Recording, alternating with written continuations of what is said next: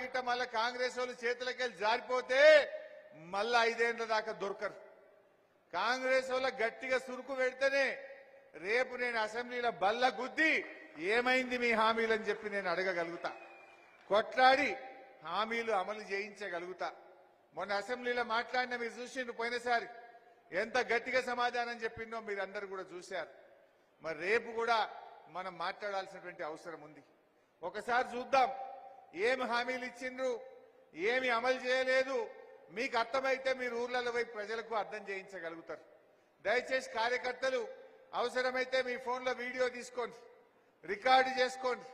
ఊర్లలో పోయి మంచిగా అక్క చెల్లెలకు అన్నదమ్ములకు కాంగ్రెస్ ఎంత మోసం చేసిందో మీరు వివరించాల్సినటువంటి అవసరం. మొదటిది 2 లక్షల రుణమాఫీ. ఇవాళ రుణమాఫీ చేసిన వాళ్ళందరికీ నేను విజ్ఞప్తి చేస్తున్నా, ఎంబడే బ్యాంకు పోయి 2 లక్షలు తెచ్చుకోండి. డిసెంబర్ 9 నాడు నేను రాగానే మాఫీ చేస్తా. ఇవాళ చంద్రశేఖరరావు ఏమనుకుంటున్నా అంటే రుణమాఫీ చేసిన ఓట్లు నాకు పడతాయని. నేనేం చెప్తున్నా అంటే రుణమాఫీ అయిన వాళ్ళందరూ ఎంబడే పోయి మళ్ళీ 2 లక్షల రుణం తెచ్చుకోరి. డిసెంబర్ 9 నాడు నేను అవి మాఫీ చేస్తా. కాబట్టి రైతులందరికీ నేను విజ్ఞప్తి చేస్తున్నా, ఎంబడే పోయి బ్యాంకు పోయి లోన్లు తెచ్చుకోరి, వచ్చిన ఎంబడే నేను రుణమాఫీ చేస్తా. అయినా అదే 2 లక్షల రుణమాఫీ ఏమన్నాడు? డిసెంబర్ 9వ తారీఖు నాడు కుర్చీలో కూర్చోగానే మొదటి సంతకం పెడతా అన్నాడు. సిద్దిపేట అంటే మీకు తెలుసు కనుక నమ్మలే, కానీ వేరే దగ్గర జనం నమ్మిండ్రు. పాపం రైతులు ఈ 2 లక్షలు వస్తాయి కదా అని ఆశపడి ఓటేసిండ్రు. కానీ అత్యధికంగా రైతులు పండిస్తున్న పంట వరి ధాన్యం డిసెంబర్ ఇవాళ వరికి కనీస మద్దతు ధర 1960 రూపాయలు ఉంది. ఇవాళ దళారులు మిల్లర్లు 1200కు 1400 కొంటున్నారు. కాబట్టి 1960 రూపాయలు ఉన్న వరి కనీస మద్దతు ధరకు మించి 2500తో ఒట్లు కొనే బాధ్యత జనంకు చెప్పుకోవాలన్నా వద్దా? మనం 2500కు క్వింటాల్ ఒట్లు కొనే బాధ్యత కాంగ్రెస్ పార్టీ తీసుకుంటుంది. అదేవిధంగా మొక్కజొన్న గిట్టుబాటు ధర రాక అత్యధికంగా రైతులు పండిస్తున్న పంట వరి ధాన్యం ఇవాళ వరికి కనీస మద్దతు ధర 1960 రూపాయలు ఉంది. ఇవాళ దళారులు మిల్లర్లు 1200కు 1400 కొంటున్నారు. కాబట్టి 1960 రూపాయలున్న వరి కనీస మద్దతు ధరకు మించి 2500తో ఒట్లు కొనే బాధ్యత 2500కు క్వింటాల్ ఒట్లు కొనే బాధ్యత కాంగ్రెస్ పార్టీ తీసుకుంటుంది. అదేవిధంగా మొక్కజొన్న గిట్టుబాటు ధర రాక రైతులు చనిపోతున్నారు. ఇవాళ కనీసం మద్దతు ధర 1870 రూపాయలు ఉంది. సంవత్సరానికి ప్రతి రైతుకు ఎకరాకు 15,000 రూపాయలు వ్యవసాయ పన్నులు మొదలయ్యే సంవత్సరానికి ప్రతి రైతుకు ఎకరాకు 15,000 రూపాయలు 2500 పెట్టి వడ్లు క్వింటల్ కొంటా అన్నాడు. ఇప్పుడు కొంటడా కొనడా? మరి అడగాలి కదా మనం. ఎగబెట్టిండు. నిన్న కాగితం వచ్చింది, మళ్ళా గదే 1960 కొంటాం, ఈ 2500 ముచ్చట లేదని మొండి చేయి చూపించింది కాంగ్రెస్ పార్టీ. మరి ఇప్పుడు మనం కల్లాల దగ్గర ఊర్లలో రైతుల దగ్గర 2500 ఇచ్చి వడ్లు కొంటామని కాంగ్రెస్ పార్టీ మోసం చేసింది. వీళ్ళకు సురుకు పెడితేనే రేపు చక్కగా అవుతారు, రేపు 2500 వస్తాయనే విషయాన్ని మనం ప్రజల్లో చెప్పాలి. ఇది మనం ప్రజలకు అర్థమయ్యేటట్టు చెప్పొద్దా? రేపు నేను అసెంబ్లీలో గట్టి కొట్లాడాలంటే బిడ్డ నువ్వు 2500 ఇస్తా అని మోసం చేసినావు, అందుకే నిన్ను మొన్న ఎంపీ ఎలక్షన్లల్లో చిత్తుగా ఓడగొట్టిండ్రు.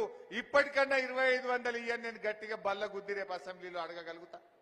అందువల్ల ఈ ఎన్నికల్లో 2500 ఇస్తామని రైతులను మోసం చేసిన కాంగ్రెస్ కు గుణపాఠం చెప్పే విధంగా రైతులకు ప్రజలకు మనం చెప్పాల్సినటువంటి అవసరం ఉంది. నెక్స్ట్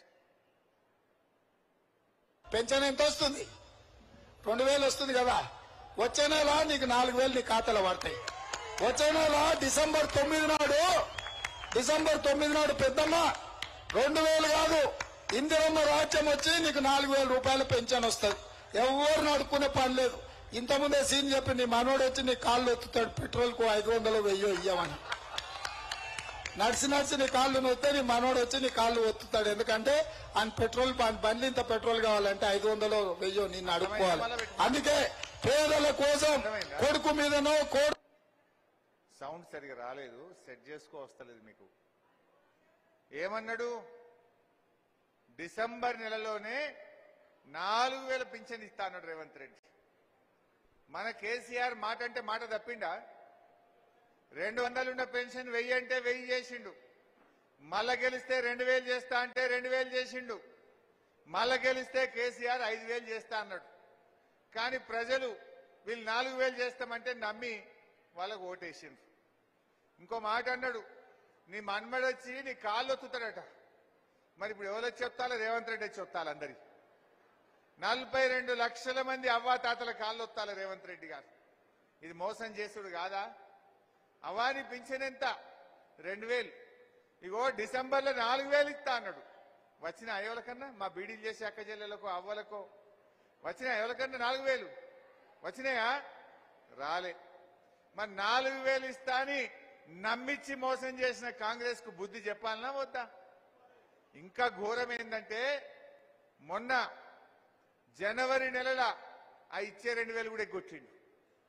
యాదుకుందా మీకు? మధ్యలో ఒక నెల పోయింది 4 నెలల్లో. నడిమిట్లో ఒక నెల ఇచ్చే 2000 కూడా ఎగబెట్టిండు. ఇది ఎట్లున్నదంటే అన్న వస్త్రం కోతే ఉన్న వస్త్రం పోయిందట. వెనకటి కేవలం సామెత చెప్పినట్టున్నది కథ. 4000కి ఆశపడితే జనవరిలో ఇంత ఇచ్చే 2000 కూడా ఎగబెట్టిండు రేవంత్ రెడ్డి. ఇది అవ్వా తాతల్ని మోసం చేసుడు కాదా? ఇది బీడీ కార్మికుల్ని మోసం చేసుడు కాదా? 4000 ఇస్తానని ఓట్లేసుకొని గద్దెనెక్కంగానే గుండెల మీద దండిన ఈ కాంగ్రెస్ పార్టీకి రేపు పార్లమెంట్ ఎన్నికల్లో ఓటుతో మనం బుద్ధి చెప్పాల్సినటువంటి అవసరం ఉంది. నెక్స్ట్, ఇంటాయన దగ్గర నగదు ఉంటేనే బెల్ట్ షాపులలో ఇస్తున్నాడు. అవునా? అందుకే మా అక్కల కష్టాలు చూసి నగదు మా అక్క దగ్గర ఉంటే పిల్లల చదువులు, ఇంటి ఖర్చులు, పండుగ పూట చుట్టం వస్తే ఇంత మంచి చెడ్డ చూడడానికి ఉంటది. అందుకే ప్రతి నెల 1వ తారీఖు నాడు ప్రభుత్వ ఉద్యోగికి జీతం వచ్చినట్టుగా ప్రతి నెల 1వ తారీఖు నాడు ఆడబిడ్డల ఖాతాలో 2500 రూపాయలు ప్రతి నెల ఆడబిడ్డల ఖాతాలో వేయాలని కాంగ్రెస్ పార్టీ నిర్ణయం తీసుకున్నది.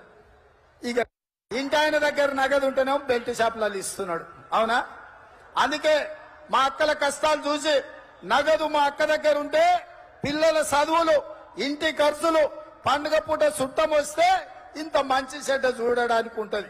అందుకే ప్రతి నెల 1వ తారీఖు నాడు ప్రభుత్వ ఉద్యోగికి జీతం వచ్చినట్టుగా